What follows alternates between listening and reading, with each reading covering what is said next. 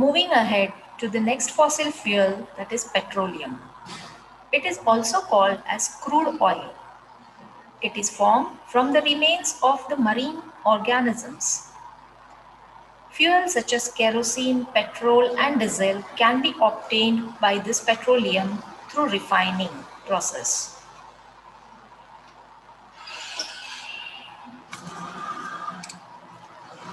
Now, how the petroleum is formed?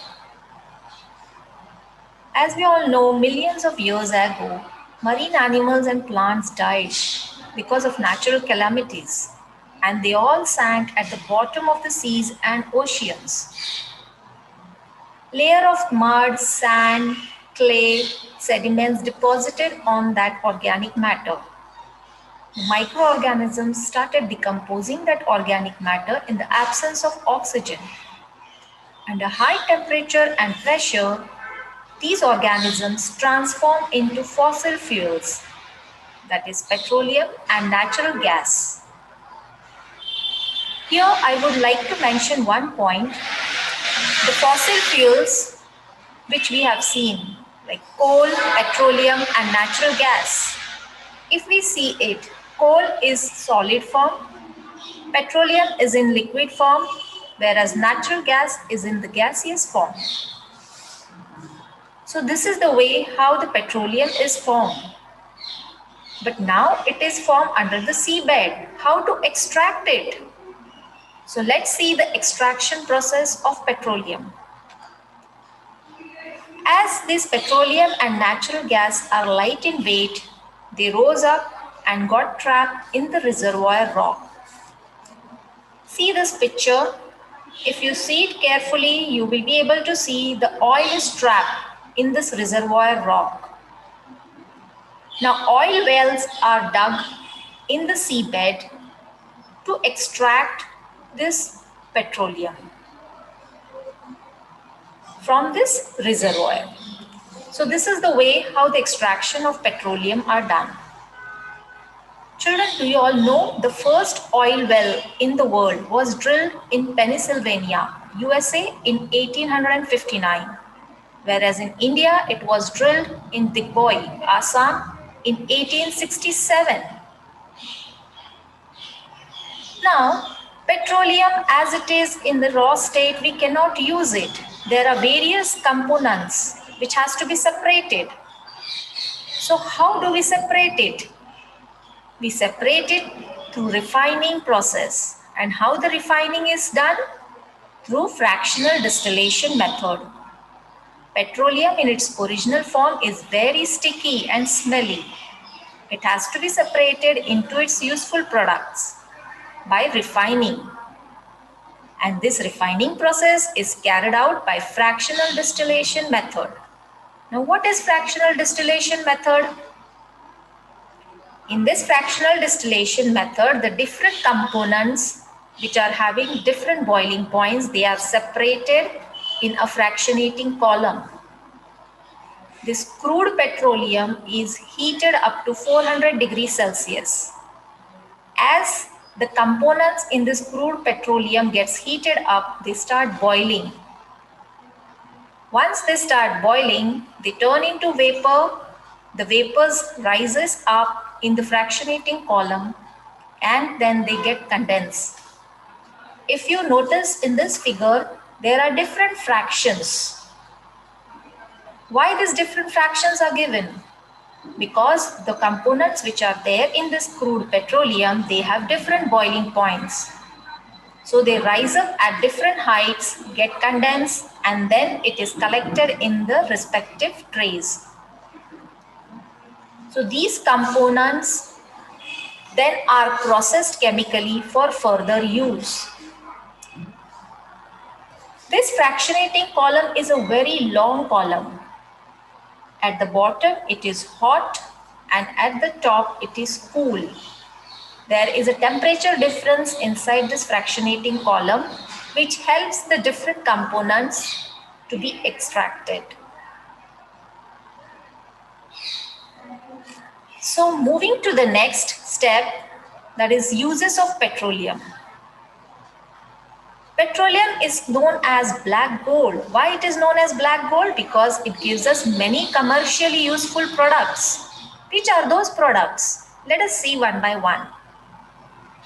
Paraffin wax, which is used for making candles, shoe polish, and cosmetics. Asphalt or bitumen, which is used in manufacturing paints and surfacing of tar roads. LPG gas as cooking fuel. Petrol as fuel for vehicles. Kerosene as fuel for lamp and stoves. Lubricating oil for lubrication of machine. So these are all the commercially useful products, and that is the reason why petroleum is said as black gold. Now children, moving ahead to our third fossil fuel, that is natural gas. This natural gas is just found above the petroleum layer. It is colorless, odorless, and it is highly inflammable gas. And the main constituent of this natural gas is methane. It is compressed and stored under high pressure in cylinders. That is the reason why it is called as compressed natural gas, that is CNG. And India has natural gas reserves in Gujarat, Tripura, Rajasthan, Maharashtra. If you see in this picture, this is a layer of oil, and above that we find this natural gas layer. Now, what are the uses of natural gas? It is used as cooking gas. It is also called as pipe gas. Why? Because it is supplied to each home. Every home it is supplied through pipes. It is used to heat building and factories. It is used in factories and power plants to generate electricity. CNG is an alternative fuel to petrol as it leads to less pollution. So these are all the uses of natural gas. But these fossil fuels, children, are in limited quantity. They will get exhausted if we don't use it carefully. Now comes acid rain. Children, this fossil fuel, when they burn, they emit oxides of sulfur and nitrogen. These oxides of sulfur and nitrogen, they get mixed with rain, with moisture, and they form sulfuric acid and nitric acid. And when it mixes with this rain, this is called as acid rain. This acid rain damages buildings, mostly made up of marbles. It also damages plants, soil, water resources, and human health. So this is the reason why we need to find out alternate source of energy. Now, how to conserve this energy and how to utilize it? All electrical appliances should be switched off when not in use.